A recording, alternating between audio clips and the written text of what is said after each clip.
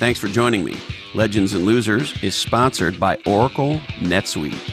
To turbocharge the growth of your business, go to netsuite.com/legends today. On this episode, an extraordinary conversation with Dennis O'Malley. He is the CEO of Caliva. They are the #1 pot dispensary in the United States of America. That's right, the #1 pot dispensary, the category king. And we have a wide-ranging discussion about pot, the cannabis industry, what it was like for Dennis to go from being a tech executive to a legendary potpreneur. So if you got them, smoke them, because here we go. All right. Hey ho, let's go. Hello, my legendary friends. Man, oh man, I'm stoked you're joining me for this episode of Legends and Losers. And if you're a longtime listener, thank you from the bottom of my heart. Make no mistake, we do this, I do this for you, our longtime, our repeat listeners. And if you're new, checking us out, thanks for checking us out. And what you need to know is we are not your grandfather's interview show. As a matter of fact, if you think about it, the standard interview is about as inauthentic as you can get. And here's why. In a traditional interview on, I don't know, let's pick on somebody, NPR, who I think does a lot of great stuff, but they do interviews. And on a typical NPR interview, what do you have? You have a professional host, you have an editor, you have a producer, and they have a preconceived narrative that they're trying to drive to. And you have a professional guest who's been media trained, has their 3 talking points, knows how to quote unquote bridge back to the key things, the key messages they want to get across. And so the reason interviews are inauthentic is because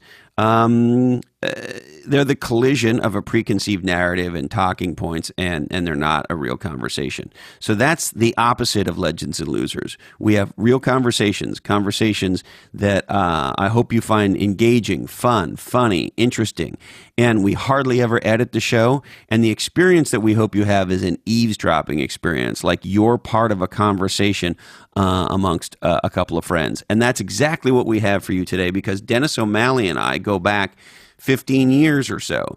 He was an executive on the West Coast with Gartner Group, who's a technology research firm, and I was his customer. And that's how we got to know each other. And if you had told me back then that this starched shirt wearing, button down, very professional sales executive was going to go on to become the CEO of the #1 pot dispensary in the United States, I would have bet you any amount of money that wasn't possible. But that's exactly what happened. We have a riveting conversation. Here he is, my friend, Dennis O'Malley. Dennis O'Malley. Woohoo! What is up? You're in the pot business. There are puns galore. If we don't knock down 10 of them, I'll be disappointed. Oh my God. So look, I got to start off by telling you, we get emails all the time, people trying to get on the show, which is totally cool. Right. I get this email from some PR person I've never heard from before. Right. And doing she's pitching you. She's doing her job. Right. So I'm looking at it. And God bless those poor PR people that have to pitch you, man. I bet they just most of them get chewed up and spit out. Can you believe how awful I must be? I try really hard not to be. And sometimes Candace responds, so that's always the better answer. Right. But I will say most of them make it very hard to decide, because the vast majority of the folks we have on are people I know for, some way, somehow, or have some connection to somehow, which is my preference. But, every once in a while, but they make it hard to decide because they don't know how to give a podcaster the tools we need to make a decision, or at least I need. I bet. But anyway, who cares? That said, I'm looking at this thing, and it's the president of this pod company in San Jose. Right. And I'm looking, I go, okay, maybe that might be interesting. And then I look at the name and I go, Dennis O'Malley. Okay, well, it's not like your name is, like there could be another Dennis O'Malley. Right. It's not like we're in Cleveland, Ohio, County Mayo, where it's like John Smith, right? We're out in California. There's only a few. But I'm thinking, what's the chance? So, I Google your ass, and there you are. In the weed business. In the pot business. It's a growing industry. It's a growing industry. So how do we go from, I think when last we met, you were still at Gartner, were you not? Yeah, the last time we synced up, it was a poor decision on my part not to engage you and Dave to take my software company to the next level. So Oh, duh. it was a Yes, I it was remember that. You it was a decided. lunch. It was a lunch, and I was super struggling with the software company, and I couldn't get the buy-in from my early VCs to get you guys engaged, which was a mistake, by the way. But See, I blocked that out of my mind. I was so disgusted. I blocked it out. but that was probably 2013, 2014. That was when you had to have picked up the bill, either that or it did not get paid because I was not pulling in income. So that still may be an unpaid bill if you guys left and I was still there with the check. But I'm pretty sure I alligator armed it to you. Oh, well, I'm sure we could handle it. So, because I was thinking back to when we first met when you were at Gartner. Yeah. And if you had told me that guy that I met, which would have been, I mean, well over a decade ago, Yeah. 15 years ago. 15 years ago, suited up. Suited up, very professional, very, on it. But if you told me that guy was going to be a pot entrepreneur and like a hugely successful one, I did not see this coming, Mr. O'Malley. Neither did I, nor my wife, my mom or many of my other colleagues. How do you tell your mom you're going to be the president of a pot company? The mom was a little bit harder, just simply because the only visions that they have is actually Rastafarians and being very illegal and not getting anything done. So the natural occurrence, what everybody asks is everybody said, including my mother, I had no idea, Dennis, that you were that into pot. How much do you actually smoke? So it's generally everybody's first reaction is, wow, you're coming out of the closet as a giant pothead. Right. Because you didn't seem like a pothead. You were very buttoned down, professional, like in the old school IBM crisp shirt kind of way. Right. I'm not making that up, right? I'm Gartner mold. No, absolutely. Yeah. And were you, before you came in your crisp shirt, were you like hotboxing in the car? No. Not you at can all. Tell me the truth, Dennis. Yeah, I wish I had more experience or cannabis acumen coming into this company than I did. My last experience was probably freshman year with a Crest box and something that somebody sold us as weed, but was likely grass that was cut outside the lawn a couple weeks ago. So it's no cannabis acumen. Didn't have a passion for the product, didn't have an understanding about the industry, but had a great relationship with the owner. Started consulting a little bit for the business, and quickly saw two things: how challenged the company Caliva was at the time, and then two, I started to get to know the impact that cannabis could have to everybody's well-being. And when I took the leap, I gave myself 6 months and I said, if I could do two things in 6 months, if I can recruit the people that I need to be able to be successful, and then if I have a passion around the industry, I think I'm good. And that was January 2017. And I've been blown away by both the number of people that have been able to get to leave their technology careers to really join a mission-based company, as well as the passion that I've learned and have really endeared myself to in terms of the industry. Well, there you go. I never would have seen it coming. So, well, congratulations. Thank you. And are you a regular? Are you a regular consumer of the product now, or has your consumption patterns changed at all? Yeah, well, the what had no idea of is just the different form factors and uses.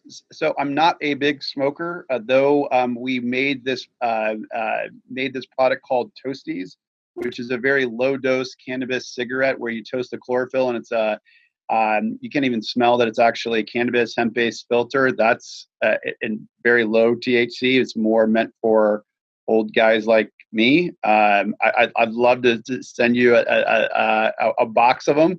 But what I do use every day are the lotions and some of the mints to help me sleep. So the CBD lotion and THC lotion are way better that I found than Bengay and some other topicals that I've used. And then the mints are way better than Advil PM. So it's I've been surprised at how many form factors that you can actually use and integrate, CBD and THC into your life. But, if you showed me a bong, I wouldn't know what to do with it. If you showed me, a dab rig, I wouldn't know what to do with it. But, but everybody to each their own on that. And we're there regardless of what your consumption methods are to make sure you have a great experience. Well, there you go then. So now I got to ask you about this Copolix or marijuana NATO or whatever that disaster. What's going on? There's a crisis in California pot. Is that what I'm reading this right, Dennis? Yeah, I mean, one, there is way too much coverage of this industry in the press. I mean, I've seen you on the news talking about the pot tacolypse, or I can't say it right, or what? How do you say it? There's a bunch of different words for it, but the apocalypse is certainly one of them. Way too much coverage on the press on it. It does, I think, strike a chord of being an interesting topic. But essentially, what happened in California is it is this, I'd say, unbalanced market where you have 4,000 cultivators who have licenses to actually grow and sell legal cannabis, which is like 10 times more than the legal demand that's needed in the state. Yet the state was completely short of flower or cannabis, pot or weed, in the state. So, we woke up July 1st, and July 1st was right when the Bureau of Cannabis Control put in regulations that said, hey, for any cannabis, it needs to be state tested. So it needed to go through a panel of testing. It needed to be in child-proof packaging, and it needed to be actually delivered through a licensed distributor. We had no idea that the entire state, all of those 4,000 cultivators, the majority of them were not prepared to actually move into a regulated, tested industry. Because they didn't tick all of those boxes yet. Correct. They didn't need to. So they hadn't done a lot of the work up front just because they either didn't have the capital, didn't have the access, didn't have the compliance teams around it. So July 1st, the phone started ringing off the hook. And I never thought I'd see the day where a dispensary in Arcadia would call up an indoor grow in San Jose and order flower. And that's exactly what happened. So the sheer fact that because you had all your shit together, right? Yeah, but and you were one of the few. Were you not? I mean, I'm not an expert, but you were one of the few. I don't know what you call yourself. You'll tell me, an integrated pot company, but certainly a dispensary who sells to the public, because that's part of your business. But you'll explain it all to me. But you were one of the few consumer providers who had met the bar for the new standard. Is that right? Correct. So we had a relationship with a testing lab. We had previously tested approved cannabis. We had all the packaging put together. We had our own distribution. So what had happened is there was just a huge shortfall of it, and then July 1st, the phone started ringing off the hook, and it hasn't stopped since. I mean, we literally, from the time July 1st until now, we've been in back order ever since. So it's a different problem that you'd go through, and shame on me for not preparing for that more. But it's been but at least you're selling. Most of your competitors aren't even showing up to the party, right? Yeah, and a lot of them will get there, but it takes a lot of capital to have flower cannabis that where you don't use pesticides and you're able to do internal testing before you send it to labs, and that you have the right child-proof packaging. So you have to get that. The packaging is crazy. It's super crazy. Yeah. So Bureau of Cannabis Control has oscillated back and forth and one around what the requirements are, but today it's still child-proof, native child-proof packaging. So on all the different form factors. It's kind of Christopher-proof too. Dude, I still struggle with it the same way. So, like, how do you get the screw tops open? It's a real bastard. Like, I just finally took out a knife and just popped that fucker off. Right. I mean, what I was thinking is like, hey, I think the pot industry hired the people who used to do the CD wrappings, right? And they made them in charge of the new pot wrappings. Yeah, exactly. The CD wrappings around the where you used to have the plastic, those plastic jewel cases, right? Where the world's worst nightmare on it, and this is still pretty close for sure. Yeah, it definitely seems over the top. Right. But I do love this. It sounds like, I don't know, you tell me, what do you think of the standards around grow and pesticides and kind of being able to track the entire value chain back and all of that?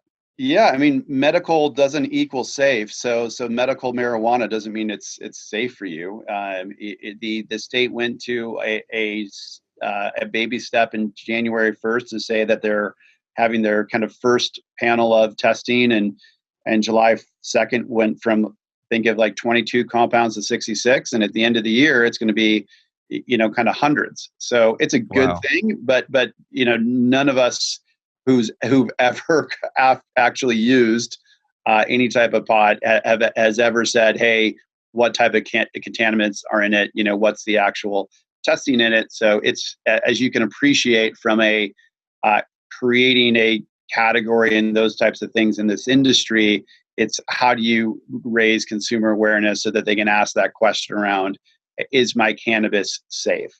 And how do you do that in an effective manner? So that's you don't think we could do that effectively, in June, or as effectively in June as we now can as the new regs have been rolled out and you're adhering to them?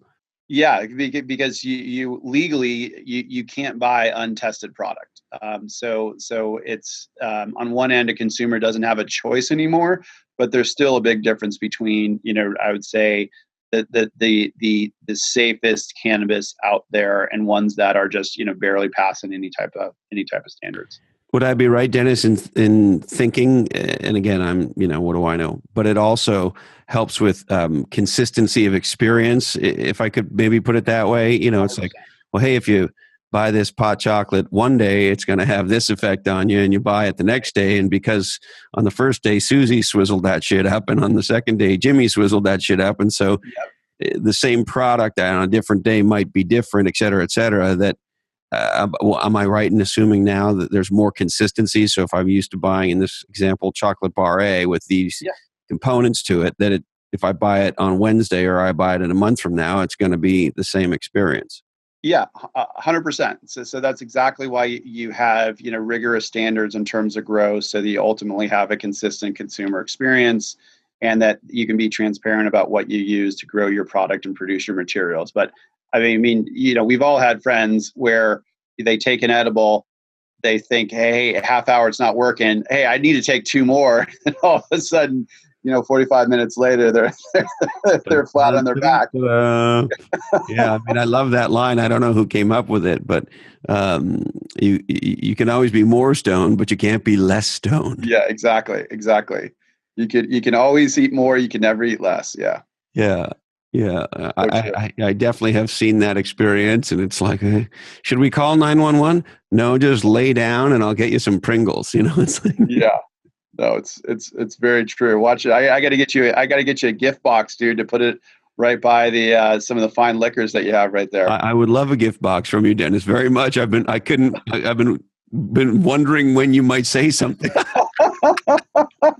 Oh, fuck. I just got to tell you, I am pissing myself that I am having a conversation with It's like you're this guy that I've known forever, but you're not this guy. You're some new guy, because there's no way the Gartner sales guy that I knew is the president of like the pot company in the Bay Area. Yeah, Like, isn't that just a nutty thing? Life is the weirdest fucking. It's a box full of fucking pot chocolates, man. Life is a box of pot chocolates. I haven't heard that one yet. I'll reuse that one. Yeah, please do. But think about your growth and your mission, right, Christopher? I mean, how many people are you affecting with your book and your podcast now? I mean, you tore it up and you blazed a trail in technology, but you reach millions of people, these days. And so now when I look at, what we were able to do, whether it was at Gartner or Ready Pulse when I met you, yeah, we did some awesome things in tech. At the end of the day, you got to wake up and look at yourself and say, hey, do I feel fantastic about what I'm doing, and am I making a difference? And when I couldn't answer that, and I said, okay, where is some place where I can actually think about making the mark? The sheer fact where if I make a dent around getting anybody off of opioids because I'm producing a high quality cannabis product where a grandma wouldn't otherwise feel dignified or safe enough to be able to do that, I feel great about that. So it's on one hand, it is surreal to be in the middle of Silicon Valley and have the largest indoor grow in California when you're driving by all these other companies. But I got to tell you, dude, I do not miss the suited up boardroom bureaucracy, techno speak that you were the only one who it really kind of broke through that of being a maverick around that. But that's still that group. There was a lot of wah going on, right? There still is, dude. There still is. I know that. It makes me want to tear my eyeballs out with a fork. Luckily, I don't have to tolerate it. Yeah, I've seen you tear other people's eyeballs out with a fork too. Was I that bad? Come on, yes, dude. Are you kidding? No. Holy shit! Yeah, I mean, I think I had to bring a change of pants into most of the people that I brought in to go see you. Oh, that's terrible. I should have been nicer, shouldn't I? You picked it. You had your favorites. Let's put it that way. And when you're on your good side, you were as loyal as they come. Thank you. And you took good care of me and me and the crew. So it was. I tried to. You were an amazing dude, man. You were awesome, and we had some very tough negotiations, and it never got stupid. And there were some pretty big stare downs a couple times, if I remember. We did some cool shit together. We did. We did a lot of innovative shit, right? Oh yeah, fact, awesome stuff. Didn't you guys change some of your account model strategies and shit after we did a big deal together? And didn't that have a lot of influence? Am I remembering this right? No, you totally are. It was an integrated, like, strategic account model that we, based on how we worked with you, it helped change the model at Gartner. Yeah, it was awesome. Yeah, because I remember being a little annoyed maybe at feeling like a bit. that we were sort of getting nickel and dime. We were like, there's somebody in Australia was doing this over here, and it was just like this. Like, why do we have to deal with 400 people in all these countries and like all these stupid contracts end? Like, just fucking, can we do an enterprise class deal? That's what we do with our customers, right? Yeah, exactly. But you pioneered the model. Yeah, I was your one throat to choke, man, and you choked it until like 11:59 and on December 31st. You and Dave must have just laughed your asses off drinking scotch, just seeing me sweat. Yeah, that's what we were doing.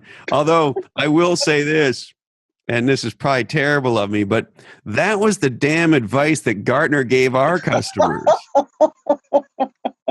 So I know it wasn't necessarily your fault or anything, but you did well. You guys taught the customers to sweat us pretty hard at the end of the quarter. So we thought we'd sweat you a little back. You got your pot of flesh. It was worth it. We did some good shit together. That's okay. I seem to remember you making President's Club a couple of years. We were your customer. We always toasted back to you at all the trips we took. So it was probably a curse. Oh God! Not at all, man. Not at all. Funny, Dennis. I know. Isn't life strange, dude? I mean, when I saw this email in my inbox and I realized it was you, and I literally sent your PR gal an email back, and I said, "Does Dennis have any idea you're reaching out to me? Because we have a history together." And of course, she had no clue, and apparently you didn't either, right? No idea. I got the email, and I'm like, holy shit. Cause you're prolific on LinkedIn, as everybody knows. So you somehow, I don't know how you do it, but you're in the top of my feed every time I see LinkedIn. I apologize for that. Don't apologize for it. I love it. You have great guests. I love your podcast. So I'm a big follower.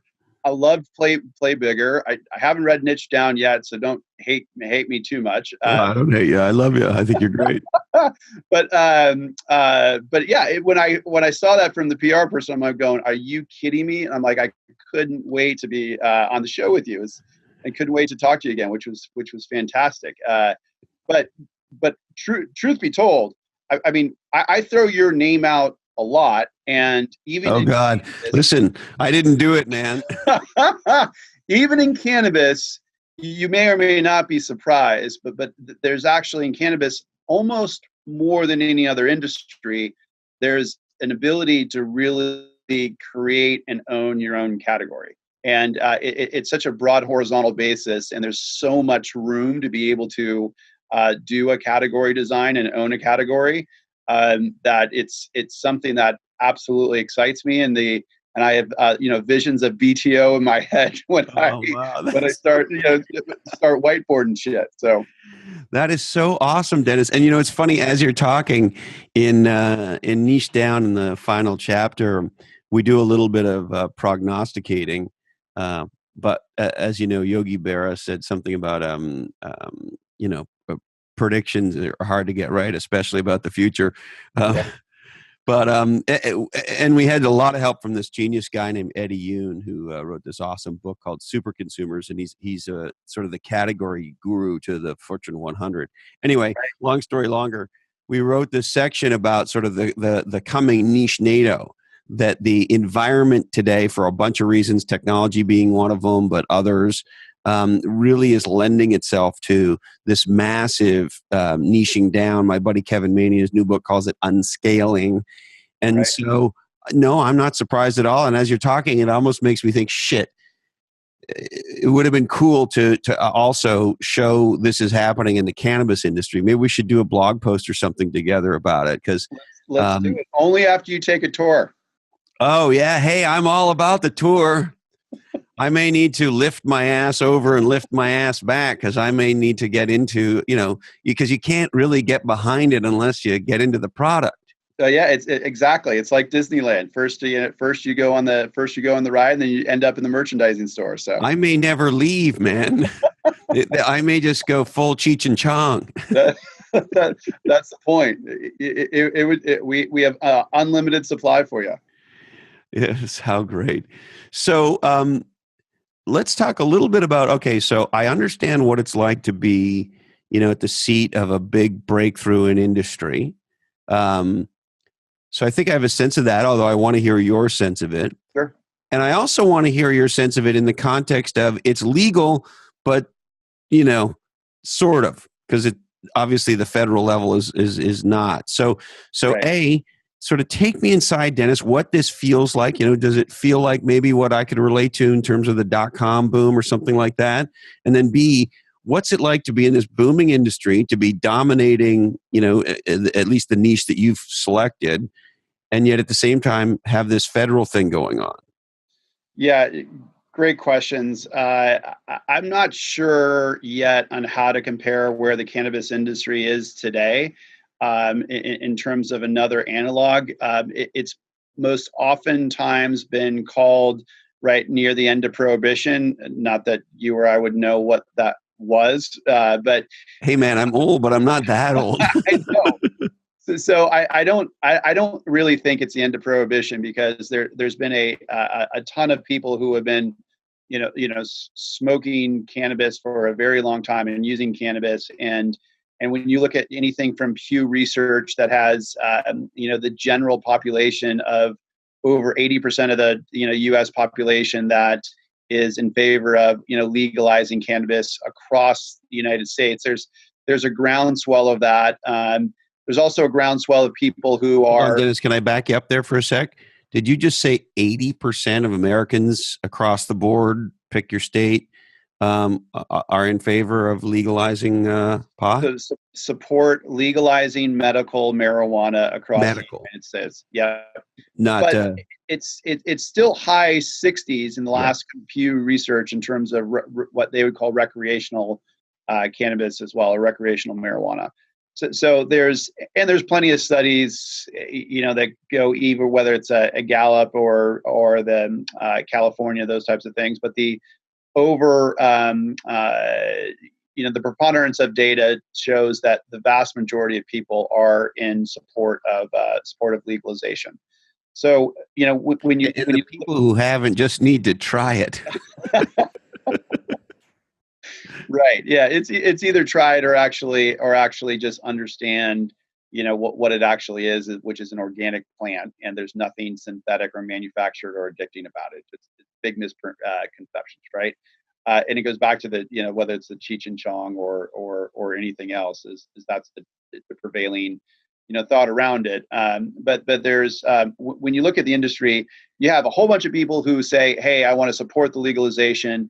You also have this really massive thing called the opioid crisis, where people are getting addicted to Oxycontin and Vicodin because their doctors are getting pushed by pharmaceutical sales reps to push these products, and there's kind of unlimited. You go in for a quick little scope on your shoulder, and you walk out with a prescription for 50 Vicodin, more so than anybody needs. And by the way, when you take a pill, the pill goes throughout your entire body and tries to pinpoint that one little space in your body that has a pain point.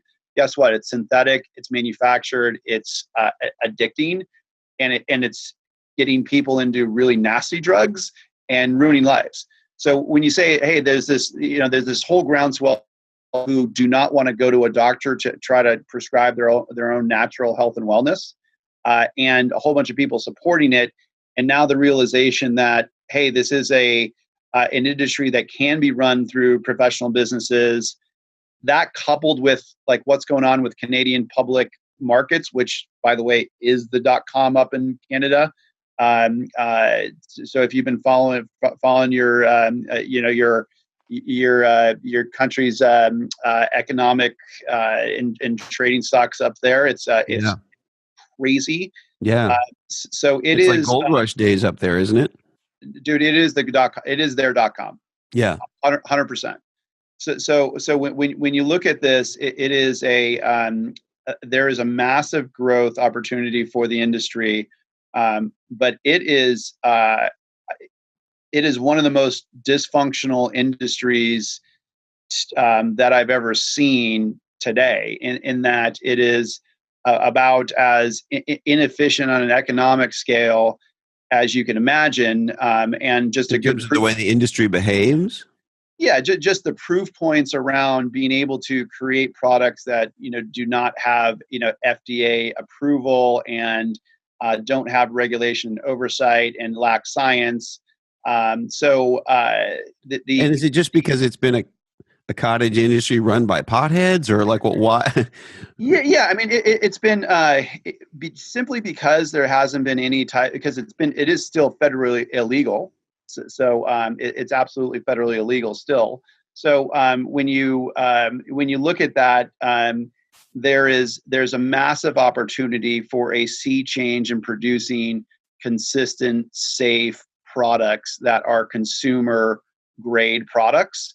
But for us, I would have never thought that you could go into an industry like we are today and say, hey, you know what? The best model is a vertical integration model. Just like in technology. Yeah. Is that because so let me just make sure I understand. So you grow your own and you cultivate and you turn into, let's call them different use case products. Yep.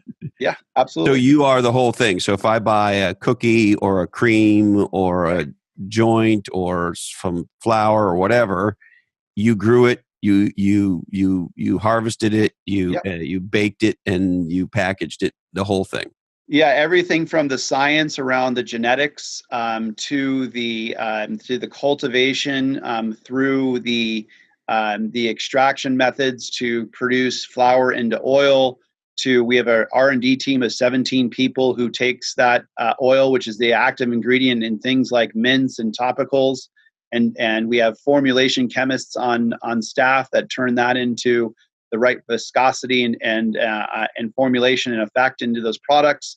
And then we have a full distribution team after manufacturing that's taking those manufactured products, selling them to other dispensaries in the state, selling them through our dispensary. We have a direct-to-consumer business.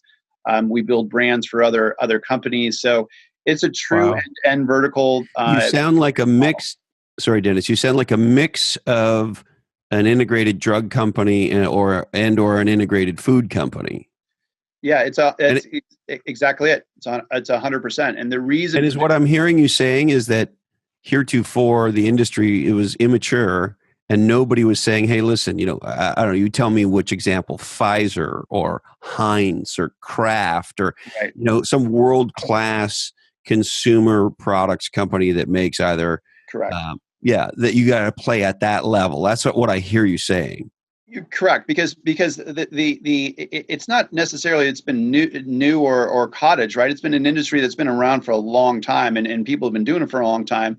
They haven't had access to capital. They haven't had access to large scale manufacturing. They haven't had access to science. They haven't had access to scientific research. So there hasn't been. They're under cover of the night, so to speak. Or they're pseudo federally illegal. Exactly. So of no fault of their own. Which means that you have world-class farmers. So there's a lot of people who are unconsciously competent around growing the very best cannabis in the world.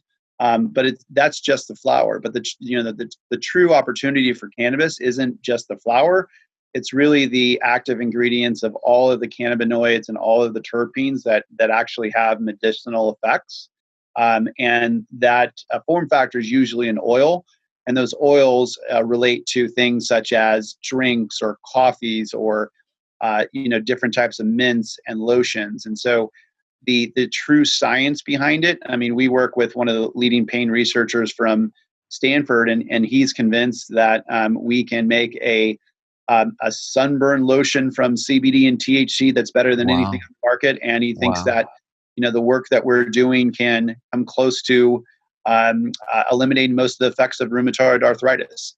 So, but for instance, he has a class 2 license, so he can work on cocaine, and heroin, but he can't work on cannabis.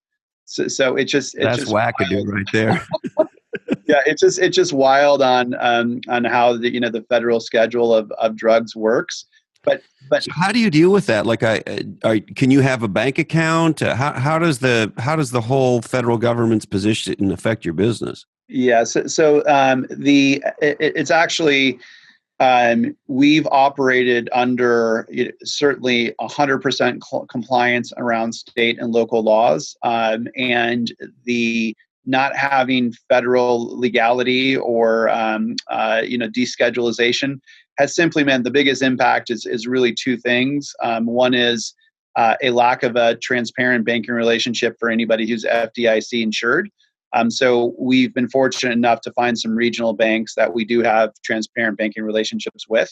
But that also means that our consumers can't use a Visa or MasterCard or American Express today. But the flip side to that is... So I just want to make sure so the bank you do business with doesn't have an FDIC relationship.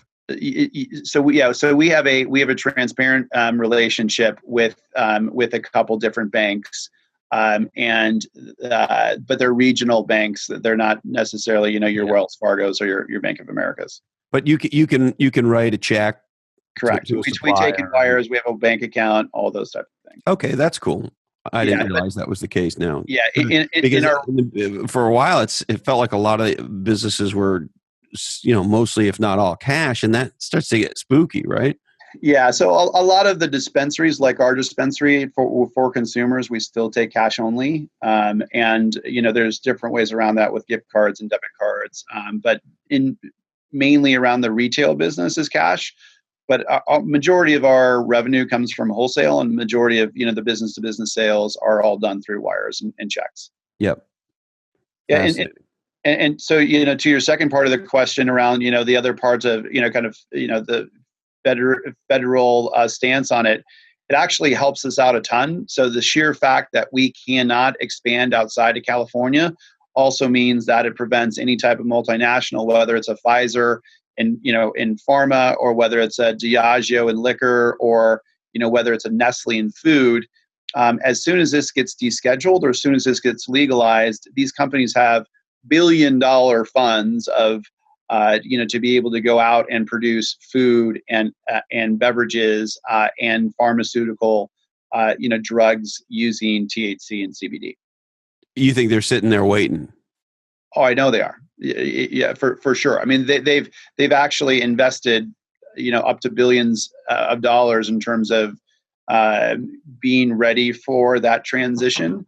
Whether it's anything around medical food products to different beverage form factors, to really kind of portfolios of drugs. I mean, most biotech companies have to look 7 years out anyway for kind of their drug pathways, and a lot of them have patents around synthetic THC, which haven't worked, and all of them have kind of pathways to if the true plant biology and becomes available for them to do some good research around it, that they would substitute in that that kind of organic plant versus the synthetic one. So does that do I take from that, Dennis, that essentially you have some protection from the big guys right now because of that, and you get to scale up, design the category the way you want, execute the way you want, and you don't have to worry about, and I'll just pull one out of the air, Nielsen coming in and just rolling you for a bazillion because you have a bazillion dollars to come in. Exactly. So California just happens to be about 40% of the U.S. Cannabis, consumption really? in the U.S. And I think probably 40% of that is within sort of 15 square miles of where I'm sitting.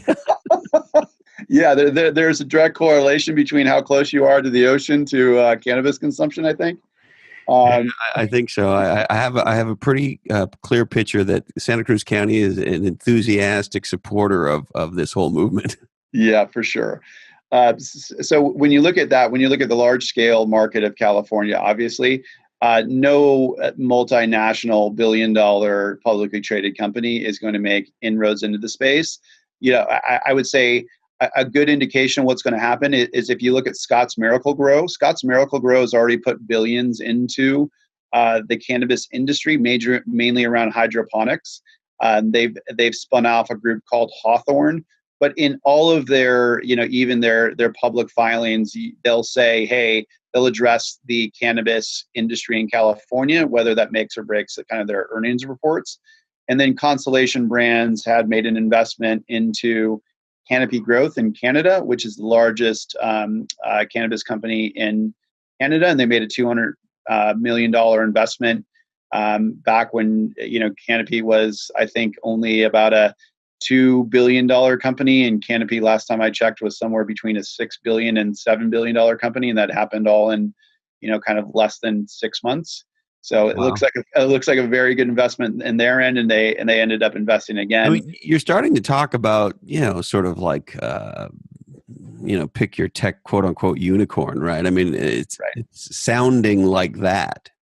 Well, there was just 2 recent U.S. companies just went public in Canada, and they both went public for well over $1 billion. That was one down in L.A. and one out in, I think they were based out in Illinois. So, and do they have to claim their headquarters is in Canada? No, not at all. So the ability to actually be legal in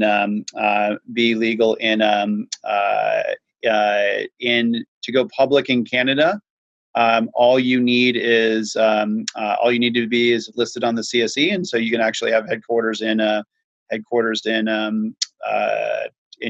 California or headquarters in anywhere. You have to at least buy a canoe or drink some Molson every once in a while. Yeah, you gotta watch one hockey game. Is what you have to do.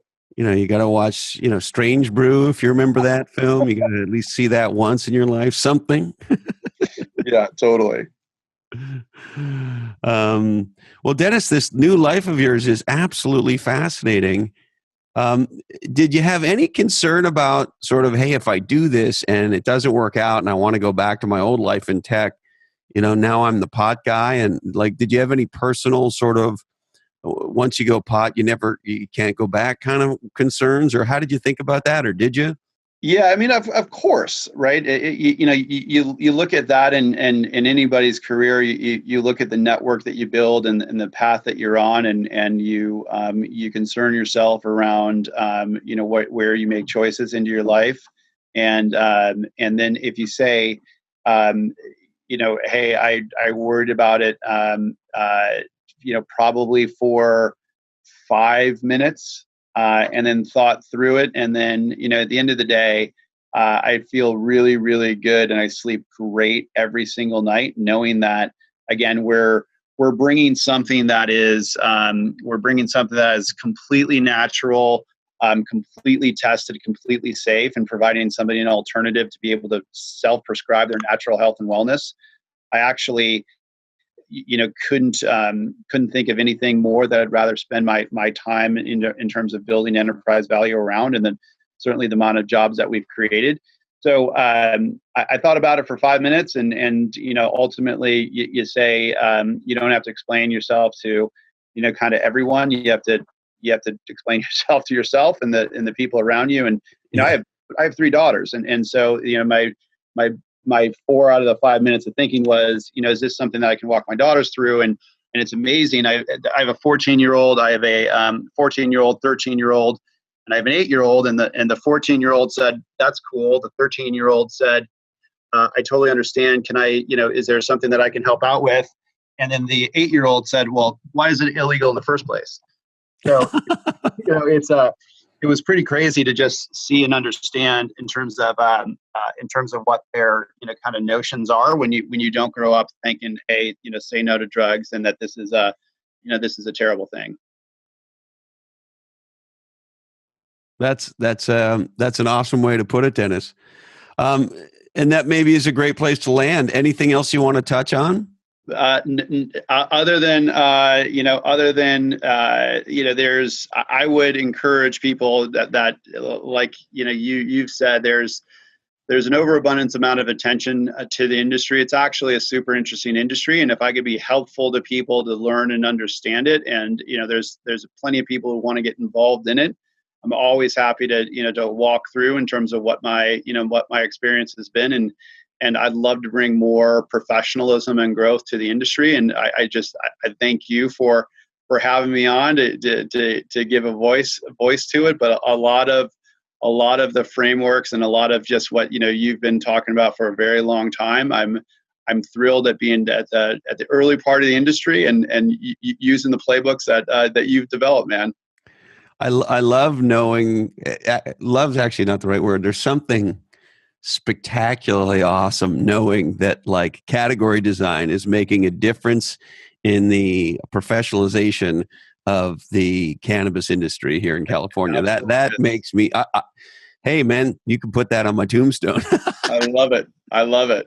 And I couldn't be more stoked for you, Dennis. I mean, what a life is so strange, man. What a fascinating twist and turn. I will always be fascinated by when people are presented with big choices, good, bad, and everything in between. What causes one person to go one way and another person to go another way? And this has been just a fascinating way to get caught up with you. How fun! I really do want to come for a tour. Yeah, please do. Love to have you. And I love that you're trying to recruit people away from the tech industry. It's easy. It's easier than I thought. So, hey, your cafeteria is a lot more interesting than Google's cafeteria. No disrespect to Google, who I'm sure has a great cafeteria. Yeah. The bugs are different in the industry for sure, but a lot of similarities are out there. Yeah, and you're probably, you're one of the very few companies where, I don't know, if you go to work stoned, is it a problem? Dude, yes, it's a problem. Oh, it is. Yeah, of course it is, dude. It's immediate termination. You can't use on the facilities or anything else. Oh no! I figured half the staff is stoned. So if I'm stoned at work, I get shot. you get shot immediately. Wow. Zero tolerance. Yeah, Well, see, we don't drug test, but yeah, it's kind of zero tolerance, dude. We're kind of trying to run a tight ship here, man. We got a lot to do. I'm so impressed. See, look at how silly I'm being. Well, yeah, Dennis, I, love to I'm have st- you for a tour. I'm stoked. Yeah, I absolutely want to come Yep. for a tour and experience the whole thing. Hopefully, we can get that set up in the next couple of weeks. Awesome. Thank you, Dennis. This has been a Thank you. fantastic conversation. Absolutely. Stay legendary, my friend. All right, buddy. Okay, thanks. Bye-bye. Whew. I hope you loved that conversation as much as I did. And it would mean the world to me and all of us here at Legends and Losers if you shared this episode with anybody in your life who you think would get some value out of it, and if you shared it on social media. Make no mistake, the number one thing that makes a difference in terms of driving our growth is your shares on social media. And so if you appreciate Legends and Losers, the biggest thing I would ask you to do is please share the shit out of this podcast. Now, is it grow time for you and your business? NetSuite wants to help you master your growth. And when you go to netsuite.com/legends, you will be able to set up a free 1-hour growth review with an expert in your industry. Now, NetSuite, the reason they're our founding sponsor is they have been a pioneer in digital commerce since 1998, and they were really a pioneer in the cloud. They provide a complete e-commerce solution that integrates directly with your back office system. Today, NetSuite powers thousands of online businesses, helping them grow, helping them design an experience that you want for your brand, the experience that you want your prospects and customers to have on your website, on your mobile site, so you can transform your store into a money-making machine and deliver a continuous shopping experience that is awesome. And NetSuite will allow you to deliver this kind of what's called omni-channel shopping experience on any device. Responsive web design that allows you to build device-optimized experiences for online shopping that display elegantly across smartphones, tablets, laptops, and even good old-fashioned desktops. For the first time, you'll have only one platform instead of maintaining multiple fragmented systems and user experiences, all of which connect to your accounting, inventory, order management, etc. So that's NetSuite. Check them out at netsuite.com/legends and set up your free growth review today. And you may have noticed, if you're a regular listener, we're doing more Q&A shows. So if you want me to answer a question, or you want Joe and Bix Bixen to answer a question, send email to blackhole@legendsandlosers.com. All right. We would like to thank the amazing people, the absolutely incredible people at the number one pot dispensary in the United States of America, Caliva. Visit gocaliva.com. And the good people at Equity Directory. If you're in the startup ecosystem, check out equitydirectory.com. The number one bestseller by myself and Heather Clancy, Niche Down, How to Become Legendary by Being Different. Check it out on Amazon.com. OneLifeFullyLived.org, the nonprofit helping you dream, plan, and live your best life. Check out OneLifeFullyLived.org. The new book from my dear friend Dushka Zapata, How to Build a Pillow Fort and Other Valuable Life Lessons. Isn't that a great... That's a great title for a book, isn't it? Now available on Amazon.com.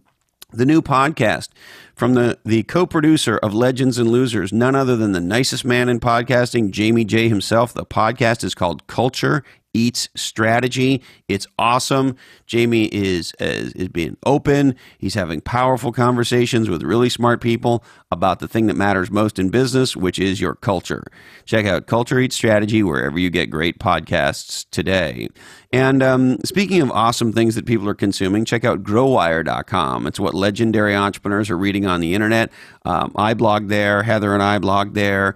Eddie Yoon's got some stuff up there, and lots of other smart people. Check out growwire.com and the World Wildlife Fund, because our planet and our wildlife matter. I just read an article that said that global warming is happening at a faster rate than scientists thought, and that the oceans are sucking in more heat than previously thought.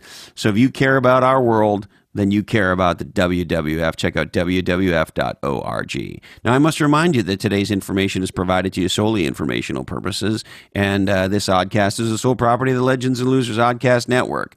All rights do remain disturbed. This oddcast is not recommended for wankers. We'd like you to be nice to your mother, support your local entrepreneurs. Don't forget to check out Cannabis, particularly if it's legal where you are. Please tell two people about two podcasts you love. Listen to Katie Lang, only buy pasture-raised free-range eggs. Tell your mom and dad that you love them, and I love you, Mom and Dad. And hey, thanks, Dandy Candy and Colin. This oddcast really ties the room together, doesn't it? Today, our deepest apologies go out to Marcus Rust, CEO of Roseacre Farms. Sorry, Marky, we just ran out of time for you.